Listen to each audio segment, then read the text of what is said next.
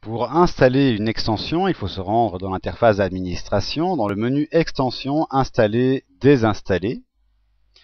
Apparaît alors une fenêtre où ici le premier choix est Installation.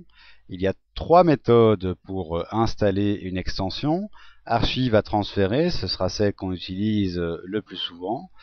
Ou installer depuis un dossier si on a transféré par ailleurs via FTP par exemple sur un vrai site le fichier à installer, ou installer depuis une adresse URL, ce qui évite de télécharger un fichier pour ensuite le renvoyer sur un vrai site.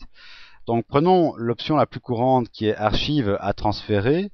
Je vais choisir le fichier de l'extension à installer que j'ai téléchargé au préalable. Par exemple ici le plugin qui s'appelle Tabs and Slides qui permet de faire des onglets au sein même d'un article.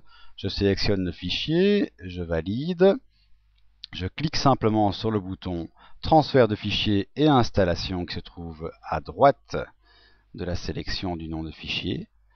Le fichier est transféré et installé et un message de confirmation doit venir à l'écran valider la bonne fin des opérations.